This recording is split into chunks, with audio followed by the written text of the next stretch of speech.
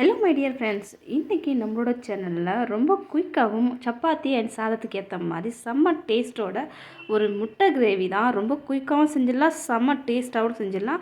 So இதை நான் எப்படி செஞ்சேன்ற வீடியோக்குள்ளே போகிறதுக்கு முன்னாடி ஒரு சின்ன ரிக்வஸ்ட் ஃப்ரெண்ட்ஸ், என்னோட சேனலை உங்களுக்கு பிடிச்சிருந்தா என்னோட சேனலை சப்ஸ்கிரைப் பண்ணிக்கோங்க. அண்ட் தென் பக்கத்தில் இருக்கிற பெல் ஐக்கானே அமைக்குங்க. அப்போ தான் நான் போடுற புது புது ரெசிபி எல்லாம் உங்களுக்கு நோட்டிஃபிகேஷனாக வரும், நீங்களும் பார்த்து என்ஜாய் பண்ணலாம்.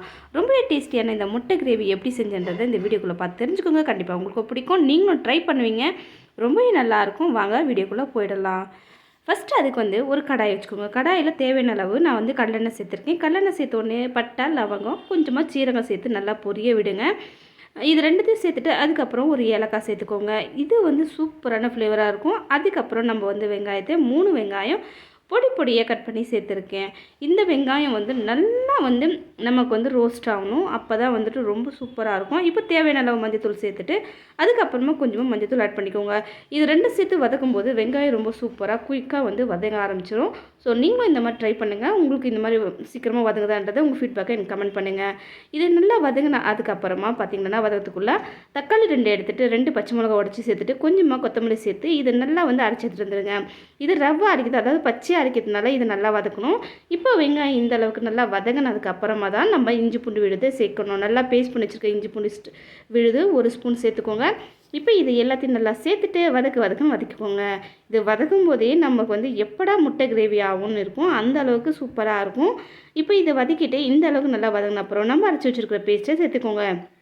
இந்த பேஸ்ட்டு எல்லாமே பச்சையாக அரைச்சதுனால நம்ம அப்போ கொஞ்ச நேரம் விட்டு நல்லா எண்ணெய் பிரிஞ்சு வர அளவுக்கு நம்ம வதக்கணுன்னா கிரேவி அட்டகாசமாக இருக்கும்.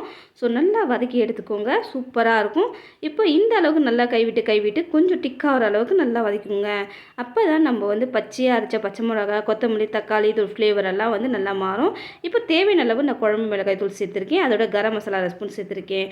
நீங்கள் பச்சை தனியாத்தூள் கூட சேர்த்து நல்லா மிக்ஸ் பண்ணிக்கலாம், ரொம்ப சூப்பராக இருக்கும். இப்போ இது எல்லாத்தையும் நல்லா மிக்ஸ் பண்ணிவிட்டு கொஞ்ச நேரம் நல்லா மிக்ஸ் பண்ணி விட்டுட்டு தேவையான அளவு தண்ணி சேர்த்துக்கோங்க. நீங்கள் சாதத்துக்கான யூஸ் பண்ணிக்கோங்க, இட்லி, தோசை, சாம்பார் எல்லாத்துக்குமே யூஸ் பண்ணிக்கலாம் இந்த கிரேவி.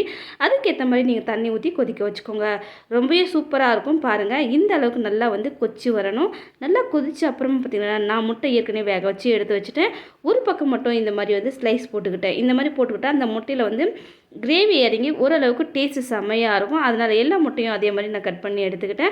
இப்போ கொஞ்சமாக கொத்தமல்லி கருவேப்பிலை தூவி அதுக்கு மேலே ஒரு பச்சை மிளகா உடச்சி சேர்த்துக்கிட்டேன். இதோட ஃப்ளேவரும் அட்டகாசமாக இருக்கும். ஸோ கண்டிப்பாக இந்த முட்டை கிரேவியை நீங்கள் ட்ரை பண்ணுங்கள், கண்டிப்பாக உங்களுக்கு பிடிக்கும்னு நம்புகிறேன். ஸோ இது வரைக்கும் என்னோடய சேனலை பார்த்துட்டு வந்த அன்பு நண்பர்கள் அனைவருக்குமே ரொம்பவே நன்றி. ஸோ கண்டிப்பாக நீங்கள் சப்ஸ்கிரைப் பண்ணுவீங்கன்னு நம்புகிறேன். சப்ஸ்கிரைப் பண்ணிவிட்டேன்னு ஒரு ஃபீட்பேக்கை எனக்கு கமெண்ட் பண்ணுங்கள். நெக்ஸ்ட்டு ஒரு இன்ட்ரெஸ்டிங்கானவும் டிஃப்ரெண்ட்டான ரெசிபியோடு உங்களை மீட் பண்ணேன். டேக் கேர், பாய், தேங்க்யூ.